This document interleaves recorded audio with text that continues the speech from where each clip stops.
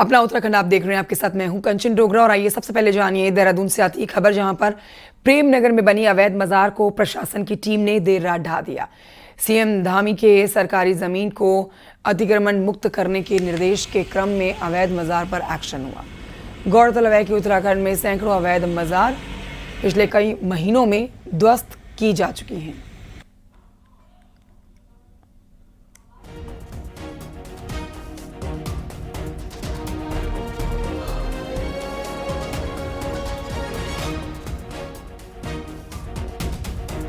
देहरादून के प्रेम नगर में ये जो अवैध मजार थी, इसे ध्वस्त किया जा चुका है। एक्सक्लूसिवली तस्वीरें आप देख रहे हैं। सरकारी ज़मीन के ऊपर ये बनाई गई थी अवैध मजार।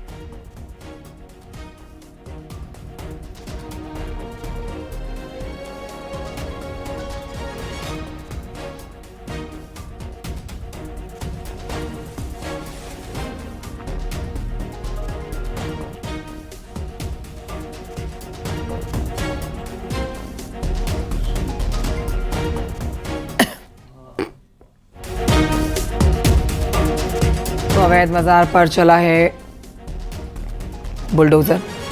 मुख्यमंत्री धामी के आदेश के बाद लगातार अवैध जो निर्माण है, चाहे वो मस्जिद हो, मजार हो, दरगाह हो, हर तरफ ये एक्शन उत्तराखंड में होता हुआ नजर आ रहा है। अब देहरादून में प्रेम नगर में बुलडोजर चलाया गया है अवैध मजार पर, जिसे नोटिस दिया गया था खुद ही ध्वस्त करने का, लेकिन जब खुद से कार्रवाई नहीं की गई तो प्रशासन को एक्शन लेना पड़ गया।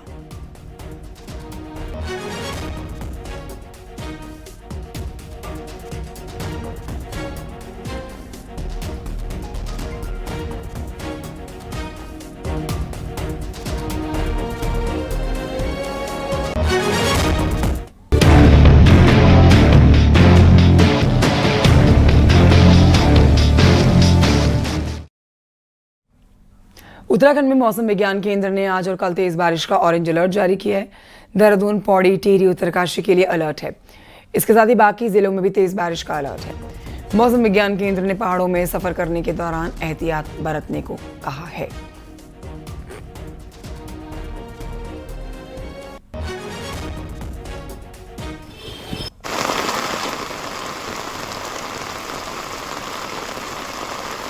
एक्टिविटी थोड़ी सी कमी आ सकती है, अदरवाइज इसी तरह से जो डिस्ट्रीब्यूशन है वो तो मैं कहूँगा ज़्यादातर जगह रहेगा। 2 तारीख तक जो है डिस्ट्रीब्यूशन ज़्यादातर जगहों में रहने वाला है, जिसमें कि हल्की से मध्यम ज़्यादातर जगहों में है, और हैवी, वेरी हैवी जो मैंने डिस्ट्रिक्ट अभी बताया, उत्तरकाशी है, देहरादून है, टिहरी, पौड़ी है, इनमें ज़्यादा संभावना है। और जगह हैवी तक की रेंज जो है वो एक आधों का वो भी मिलेगी। तो अच्छी एक्टिविटी है चलने वाली। अभी 2 से 3 दिन और जो है, उसके बाद 3 तारीख से रेनफॉल में थोड़ी कमी आएगी। तब आप ये कह सकते हैं हल्की मध्यम तो मिलेगी और अनेक जगहों तक में मिलनी चाहिए। तो इस तरह की स्थिति दिखती है। चमोली के बिरही निजमुला मोटर मार्ग पर अचानक से भारी लैंडस्लाइड हुआ। बारिश के बाद पहाड़ से चट्टान पत्थर बहकर सड़क पर आ गए, जिसकी वजह से सड़क बंद हो गई है। गाड़ी गांव के पास में अचानक से तेज बारिश के साथ सड़क पर पहाड़ से पानी और पत्थर गिरकर आने लगे। यहां से गुजर रहे लोगों ने अपनी गाड़ियों को सुरक्षित स्थान पर रोक लिया। चमोली में तेज बारिश से कई जगहों पर मलबा आने से सड़कें बंद। बरसात बहुत तेज हो रही है और अभी हम हैं काली चट्टान।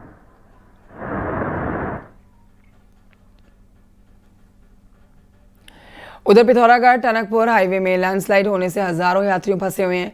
घाट के पास पहाड़ी से भारी बोल्डर दिन भर गिरते हैं, जिसकी वजह से ट्रैफिक को घंटों बंद करना पड़ता है। ट्रैफिक बंद होने से हाईवे के दोनों ओर सैकड़ों गाड़ियां घंटों फंसी रहती हैं।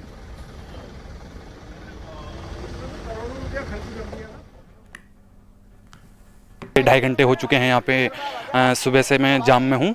तो मुझे जैसे आज कल लखनऊ पहुँचना था मुझे, तो इसमें आने जाने की अभी जिस तरीके से गाड़ी ने यहाँ से अभी चंपावत के आसपास होनी चाहिए थी, और गाड़ी अभी घाट पे ही है, तो इसमें बरसात से काफ़ी आने जाने के लिए लोगों को परेशानियाँ उठानी पड़ रही हैं। यहाँ से घाट के ऊपर रोड ब्लॉक से ऊपर से पत्थर वत्थर आ रहे हैं। मलबा रोड नीचे गाड़ी में लग गई। अभी एक पत्थर, बड़े बड़े पत्थर है बहुत, तो सेफली राइड करें बस। लगातार कल से बारिश होने के कारण पत्थर लगातार गिर रहे हैं। रोड बंद नहीं है, मगर केवल पत्थर गिरने के कारण ट्रैफिक को जब खतरा हो रहा था वो रोका जा रहा है। वर्तमान में लगभग 50% से अधिक ट्रैफिक निकाला जा चुका है। 2 जेसीबी मशीनें यहाँ पर काम कर रही हैं। उत्तरकाशी में मौसम का कहर, जिसके बाद यमुनोत्री हाईवे पिछले 50 घंटे से बंद। जगह जगह पर हाईवे बंद होने से यात्री फंसे हुए हैं। सैकड़ों श्रद्धालुओं को परेशानी हो रही है। 2-3 दिनों से फंसे श्रद्धालुओं में महाराष्ट्र, गुजरात, राजस्थान से आए हुए श्रद्धालु हैं। प्रशासन की कार्यप्रणाली पर ये लोग सवाल उठा रहे हैं।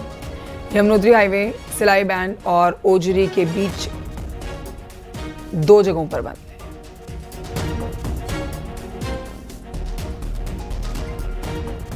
और सेना चट्टी जो है डूबने की कगार पर पहुंचा हुआ है, लेकिन प्रशासन की आंखें जो है अभी तक खुली नहीं। प्रशासन केवल ये चाहता है कि यहाँ पर सेना चट्टी डूब जाएगा तब फोटोग्राफी करने के लिए तब आएंगे यहाँ पर।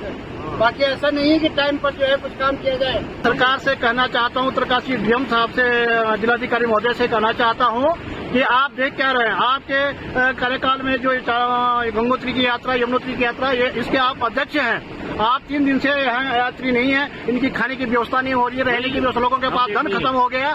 जो आपदा का जो बजट जो सरकार जो है खाले गजरों में लगाती है, वो बजट जो है कम से कम यहाँ पे होली लगाए। खरसाली पे हमारे पास जो खरसाली से जो होली की व्यवस्था, इनको बड़कोट उतारा जाए।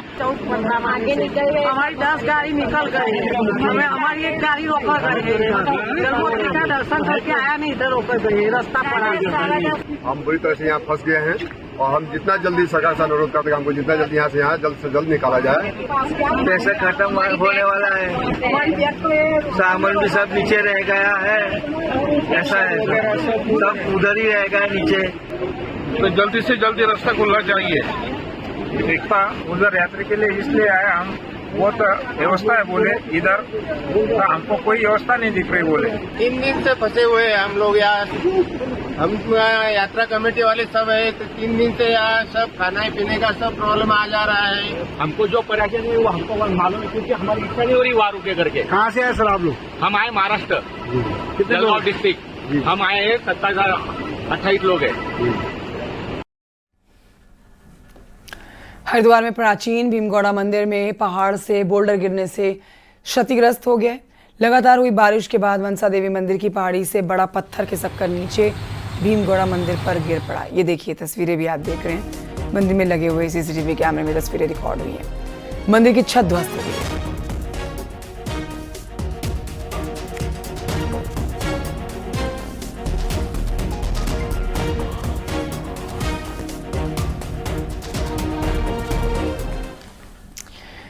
मसूरी में पिछले 40 घंटों से बारिश के चलते मसूरी के सराय और पंप हाउस इलाके में 4 मकान लैंडस्लाइड की जद में आ गए हैं। पालिका अध्यक्ष मीरा सकलानी ने प्रभावित क्षेत्र का दौरा किया और परिवारों को सेफ जगह में शिफ्ट करने के निर्देश दिए। पालिका अध्यक्ष ने भरोसा दिलाया है कि आपदा के समय नगर पालिका प्रभावितों के साथ खड़ी है।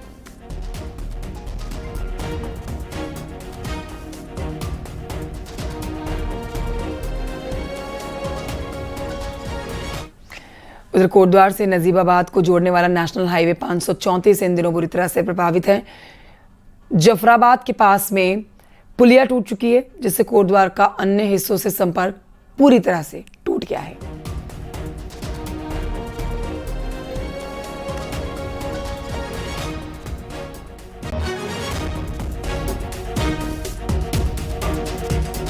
काफ़ी परेशानी हो रही है। आप कार देख सकते हैं, सारी की सारी वहाँ खड़ी हुई हैं, यहाँ खड़ी हुई हैं, कोई निकल ही नहीं पा रहा, ना ही कुछ कर रहा है। पुलिस वाले आगे उधर से आने, ऊपर से आने नहीं दे रहे हैं, यहीं से निकल के जाना पड़ रहा है। पहाड़ों में हो रही बारिश के बाद एक जगह जहां पर लैंडस्लाइड जोन बन रहे हैं, तो वहीं बड़े बड़े पेड़ भी टूटकर नीचे गिर रहे हैं। गोपेश्वर मंडल मोटर मार्ग पर मंडल में 15 किलोमीटर आगे चोपता में सड़क पर पेड़ गिर गया, जिससे मार्ग अवरुद्ध हो गया और मौके पर टीमों को रवाना किया गया। रास्ते को साफ किया जा रहा है। मार्ग से केदारनाथ धाम से बद्रीनाथ धाम आने वाले वाहन गुजरते हैं।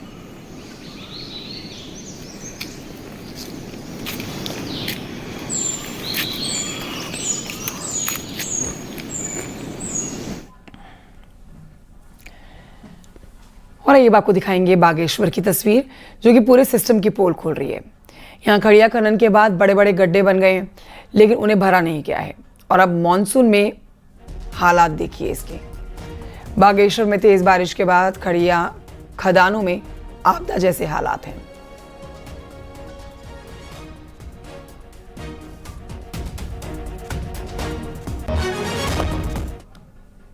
वैज्ञानिक खड़िया खनन ने पूरी रीमा कपकोट घाटी को तबाही की कगार पर पहुंचा दिया है।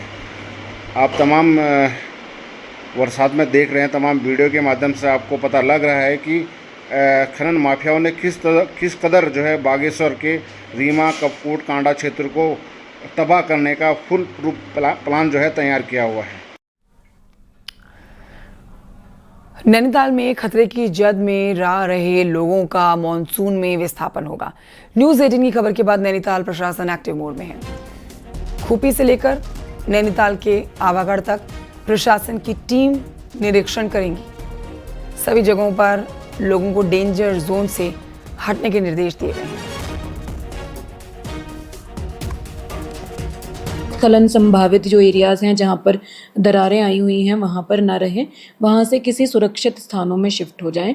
टेम्परेरी शिफ्टिंग के लिए जो समय जितने समय के लिए वो शिफ्ट होते हैं उसमें शासन के मानक हैं, उनको किराए की धनराशि अनुमन्य होती है, वो पैसा दिया जाता है। तो इन विलेजेस में भी वही किया जा रहा है। सुरक्षित स्थान में वो अपनी चॉइस से शिफ्ट हो सकते हैं। किसी के पास व्यवस्था नहीं है तो गवर्नमेंट के जो अपने रिलीफ के लिए आइडेंटिफाइड स्ट्रक्चर्स होते हैं उनमें शिफ्ट हो सकते हैं।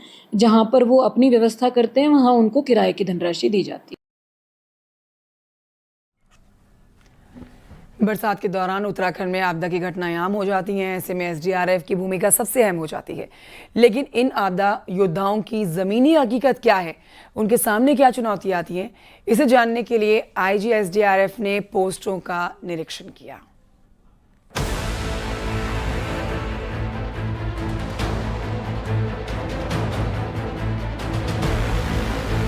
बरसात के दौरान उत्तराखंड में आपदा की घटनाएं आम हो चली हैं, जिससे निपटने में एसडीआरएफ की भूमिका सबसे अहम होती है। और इसी तैयारी को देखने के लिए देहरादून में एसडीआरएफ पोस्ट पर पहुंचकर आईजी अरुण मोहन जोशी ने आपदा के दौरान एसडीआरएफ के राहत और बचाव कार्यों की तैयारियों का जायजा लिया। अधिकारियों के साथ बैठक में आईजी ने रिस्पॉन्स टाइम और चुनौतियों को लेकर भी चर्चा की।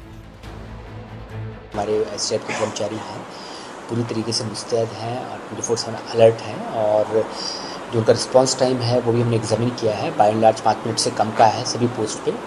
तो कहाँ पर हम और बेहतर तरीके से स्ट्रेंथन कर सकते हैं, इसको लेकर के एक मीटिंग हुआ है। और साथ ही साथ जो हमारा कंट्रोल रूम है वहाँ पर किस तरीके से बेटर कोऑर्डिनेशन के लिए जो एक्सपर्ट्स हैं उनको इंगेज कर सकते हैं, ताकि मानसून में जो भी डिजास्टर आ रहे हैं उनको और बेहतर तरीके से हम लोग हैंडल कर सकें। एसडीआरएफ का दावा है कि सूचना मिलते ही उनकी टीम केवल 5 मिनट में घटनास्थल पर जाने के लिए रवाना हो जाती है। वहीं पोस्टरों पर तैनात जवानों ने भी अपनी समस्याएं आईजी के सामने रखी। जवानों का कहना है कि मौजूदा वाहनों में पूरी टीम एक साथ नहीं पहुंच पाती, जिससे रेस्क्यू में परेशानी आती है। अब ऐसे में एसडीआरएफ के लिए 4x4 गाड़ियों की मांग उठी है, जिससे दुर्गम क्षेत्रों में भी बिना किसी देरी के राहत कार्य शुरू हो सके। मेनली जो उनका इशू था वही था कि जो व्हीकल है उसमें सारे इक्विपमेंट्स कैरी करने पर सारे जो पुलिस पर्सनल हैं वो एक साथ नहीं आ पाते हैं।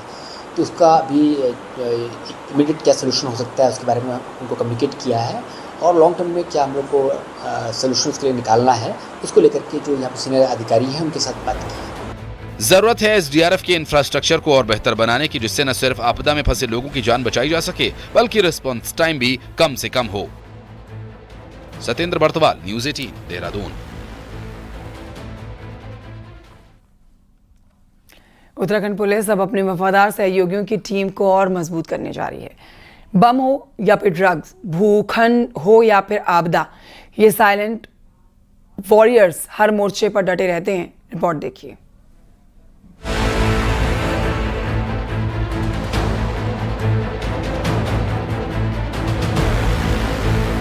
उत्तराखंड पुलिस अब डॉग स्क्वाड की ताकत को और बढ़ाने जा रही है। बीते सालों में इन डॉग सोल्जर्स ने पुलिस के कई मुश्किल मामलों को आसान बनाया है। नारकोटिक्स से लेकर बम डिटेक्शन, लापता शवों की तलाश से लेकर चेकपोस्ट जांच तक, हर जगह ये कैनाइन कमांडो पूरी मुस्तैदी से डटे रहते हैं। अभी उत्तराखंड पुलिस के पास 3 प्रमुख नस्लों के डॉग हैं: जर्मन शेफर्ड, लेब्राडोर रिट्रीवर और बेल्जियम मेलिनोइस। इनमें से पहाड़ी इलाकों की जलवायु और उबड़ खाबड़ भूगोल को देखते हुए जर्मन शेफर्ड को सबसे मुफीद माना जा रहा है। कोई विक्टिम है, अनकॉन्शियस है, बोल नहीं पा रहा है और वो समझ रहा है कि मुझे कोई पुकार रहा है लेकिन बोल नहीं पा रहा है, तो ऐसे में हम डॉग को जो है डॉग से सर्च कराते हैं और डॉग को जब ह्यूमन सैंड मिलती है तो डॉग जो है बार्क करता है, स्पीक करता है या फिर डिगिंग से बताता है, डिटेक्ट करता है कि यहाँ पर कोई है।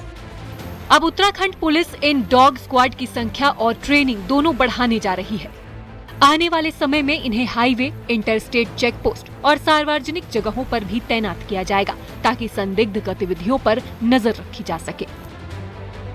जिस तरह से हमारी एक बटालियन और बढ़ रही है और छठी कंपनी भी हमारी अब कुछ महीनों में चालू हो जाएगी, तो इसके सापेक्ष हमको डॉग हैंडलर्स और डॉग स्क्वाड में भी बढ़ोतरी करनी पड़ेगी। तो इस पे हम निश्चित ही PHQ को डॉग स्क्वाड बढ़ाने के लिए लिखेंगे। इन 4 पैरों वाले सोल्जर्स ने साबित किया है कि सुरक्षा सिर्फ हथियारों से नहीं, समर्पण और समझदारी से भी होती है। उत्तराखंड पुलिस के डॉग स्क्वाड अब सिर्फ ऑपरेशन का हिस्सा नहीं बल्कि हर नागरिक की सुरक्षा के अभिन्न प्रहरी बनते जा रहे हैं।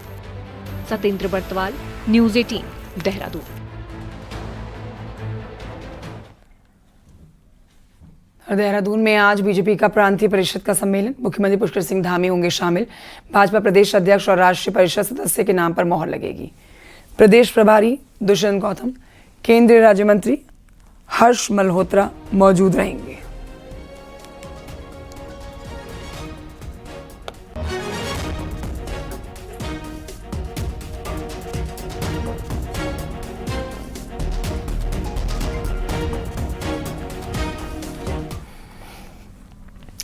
आखिरकार बीजेपी प्रदेश अध्यक्ष पद को लेकर छाया कोहरा साफ हो गया। मौजूदा प्रदेश अध्यक्ष महेंद्र भट्टी दोबारा से बीजेपी के प्रदेश अध्यक्ष चुन लिए गए हैं। हालांकि उनके नाम का औपचारिक ऐलान आज होगा। सोमवार को नामांकन के निर्धारित समय में एकमात्र महेंद्र भट्ट ने नामांकन कराया। सोमवार को बीजेपी ऑफिस में खासी चहल पहल थी। मौका था प्रदेश अध्यक्ष पद के लिए नामांकन का। सुबह 10 से दिन के 12 बजे तक नामांकन का समय तय किया गया था। अध्यक्ष पद के लिए सिर्फ मौजूदा प्रदेश अध्यक्ष महेंद्र भट्ट ने ही नामांकन दाखिल किया। उनके साथ मुख्यमंत्री पुष्कर सिंह धामी, प्रदेश प्रभारी दुष्यंत गौतम, राज्य के सभी सांसद, पूर्व सीएम रमेश पोखरियाल निशंक, त्रिवेंद्र रावत और ज्यादातर विधायक भी मौजूद थे। यानी कि भट्ट की दोबारा ताजपोशी होने जा रही है। मंगलवार को एक बड़े कार्यक्रम में महेंद्र भट्ट के नाम का ऐलान कर दिया जाएगा। एक सामान्य कार्यकर्ता से लेकर उनका एक लंबा राजनीतिक सफर है और उसमें सभी को साथ में लेकर संगठन की गति देने में संगठन शिल्पी के रूप उनका बहुत बड़ा योगदान है और इसी नाते आज उनके नामांकन पत्र को हम सब लोगों, मैंने और हमारे सभी सांसद गणों ने, अजय टुमका जी भी, माननीय मंत्री जी भी यहाँ पर हैं, अन्य हमारे सांसद गण भी हैं, पार्टी के हमारे पूर्व मुख्यमंत्री गण हैं, सभी ने आज यहाँ पर नामांकन पत्र दाखिल किए हैं। उनकी जांच हो और संभवतः कल रिजल्ट आएगा। पार्टी का कार्यकर्ता इसके लिए गौरवान्वित है। देश के अंदर कोई ऐसी पार्टी नहीं है जिसमें कि इस तरीके से चुनाव होता है और कोई भी एक साधारण कार्यकर्ता भी राष्ट्रीय अध्यक्ष भी बन सकता है। इस तरह का भारतीय जनता पार्टी के लिए हमारा उत्तराखंड का आज संगठन पर्व का कार्यक्रम चल रहा है। कल आप लोगों को खुशखबरी भी मिलेगी। राज्यसभा सांसद भट्ट की प्रदेश अध्यक्ष पद पर दोबारा ताजपोशी शुरू से ही तय मानी जा रही थी। उन्हें मुख्यमंत्री पुष्कर सिंह धामी और दिल्ली का भी पसंद माना जाता है। बावजूद इसके पार्टी के अंदर कई नेता लंबे समय से दावेदारी कर रहे थे, लेकिन अंत में पार्टी एक राय बनाने में कामयाब रही। महेंद्र भट्ट जी के नाम पर सबने सर्वसम्मति से नाम है। महेंद्र भट्ट जी दोबारा कार्यकाल काम करेंगे। पहले भी अच्छा काम किया, इसलिए दोबारा अच्छा काम करेंगे और 2027 में भारतीय जनता पार्टी की सरकार बनेगी। महेंद्र भट्ट की मजबूत दावेदारी के पीछे उनके 3 साल के कार्यकाल को भी आधार बताया जा रहा है। इन 3 सालों में जहां बीजेपी ने हरिद्वार पंचायत चुनाव, निकाय चुनाव में शानदार प्रदर्शन किया, वहीं केदारनाथ उपचुनाव में भी विपक्ष की मजबूत घेरेबंदी को तोड़ने में बीजेपी सफल रही। दिग्गज कांग्रेसियों को भाजपाई बनाने में भी भट्ट की महत्वपूर्ण भूमिका मानी जाती है। देहरादून से न्यूज़ 18 के लिए सुनील नौप्रभात की रिपोर्ट।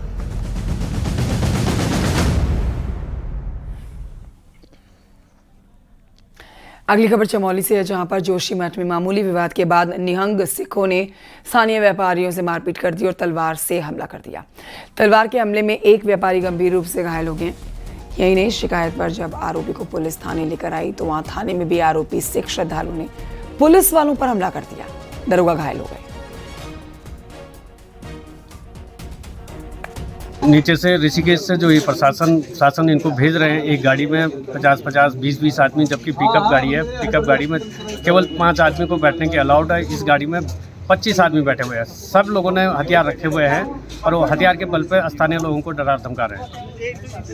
प्रशासन से गुजारिश है कि ठोस से ठोस कार्रवाई इन पर करें, जो आगे से इस तरह की घटना। सिख यात्रियों द्वारा स्थानीय व्यापारी को तलवारों से वार करते हुए उस पर प्रहार किया गया, जिसकी सूचना देने के लिए जब स्थानीय व्यापारी थाने पर पहुंचा तो स्थानीय व्यापारी के साथ इन निहंग सिख यात्रियों द्वारा थाने पर भी मारपीट करने का प्रयास किया गया, जिसमें बीच बचाव पर पुलिस के आने पर उक्त निहंग सिख यात्रियों द्वारा मौजूद वरिष्ठ उप निरीक्षक के ऊपर भी प्रहार किया गया तलवारों से।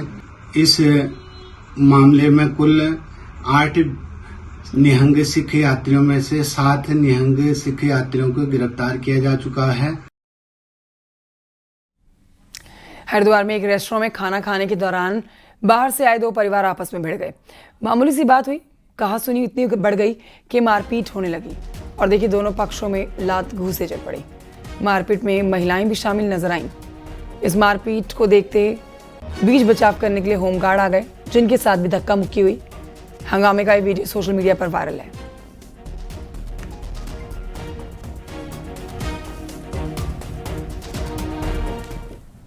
नैनीताल के माल रोड पर हरियाणा के पर्यटकों को स्टंटबाजी करना भारी पड़ गया। ये पर्यटक नैनीताल घूमने आए, लेकिन मॉल रोड पर गाड़ी की खिड़की से बाहर निकलकर स्टंटबाजी करने लग गए।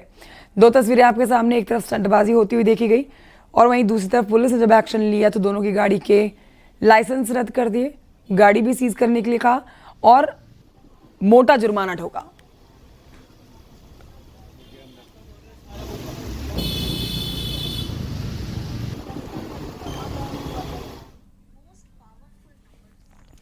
मॉनसून के सीजन में भी केदारनाथ धाम में श्रद्धालुओं का तांता लगा है। अब तक 13,15,000 भक्तों ने बाबा केदार के दर्शन किए। सोमवार को 5,675 भक्त केदारनाथ धाम पहुंचे।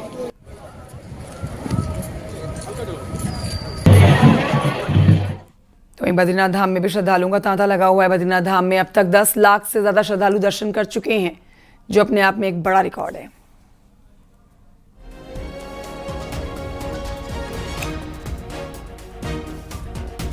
गंगोत्री यमुनोत्री धाम में एक महीने में 11,26,000 से ज्यादा तीर्थयात्रियों ने गंगोत्री और यमुनोत्री धाम के पवित्र दर्शन कर लिए हैं। यमुनोत्री में 5,54,000 और गंगोत्री में 5,72,000 तीर्थयात्रियों ने दर्शन किए।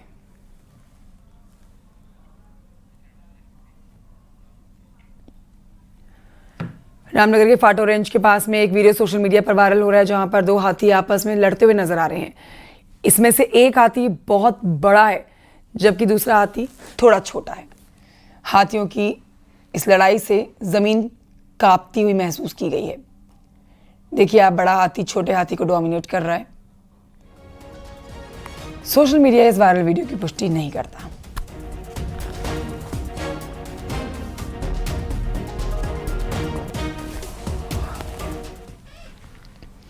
उत्तरकाशी में 10 ट्रैक्टर्स ने कालिंदी ट्रैक को 10 दिन में पूरा किया। ये 10 ट्रैकर्स हैं, महाराष्ट्र, छत्तीसगढ़ और पंजाब से आए हुए हैं। 10 ट्रैकर्स कालिंदी ट्रैक पार करा इन्होंने। ऐसा करने में ये सफल इनका रहा ये कार्य। साथ ही गाइड, कुक और हेल्पर के रूम में 6 स्थानीय लोग भी शामिल थे।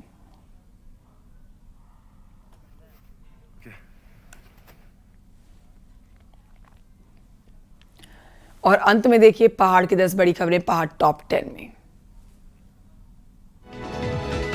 उत्तरकाशी में गंगोत्री नेशनल हाईवे को खोल दिया गया है। हाईवे खुलने से यात्रियों को राहत की सांस मिली। उत्तरकाशी में यमुनोत्री हाईवे जगह जगह पर बंद हो गया है, कई यात्री फंसे हुए हैं। विकासनगर में यमुना नदी ने भारी मात्रा में यहाँ सिल्ट बढ़ने की वजह से 4 जल विद्युत परियोजनाओं को बंद कर दिया गया है।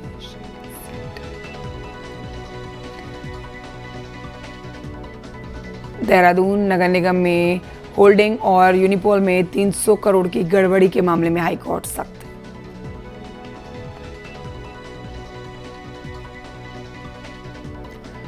कोटद्वार में कांग्रेस ने पंचायत चुनाव को लेकर बैठक की।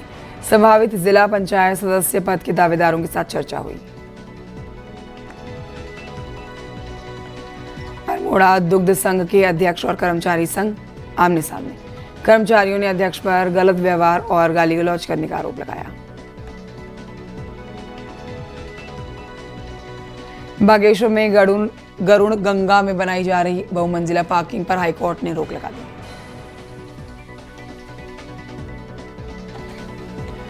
अल्मोड़ा जिला पंचायत ने पंचायत चुनाव के लिए तैयारी शुरू कर दी है। निर्वाचन और सहायक निर्वाचन अधिकारियों को ट्रेनिंग दी गई। पिथौरागढ़ में पंचायत चुनावों को लेकर नोडल अधिकारी आरओ और एआरओ को ट्रेनिंग दी गई। और कॉर्बेट रिजर्व के कालागढ़ ट्रेनिंग सेंटर में फॉरेस्ट गार्ड के पहले बैच की ट्रेनिंग पूरी हुई। ट्रेनिंग के दौरान कई बातें बताई गई।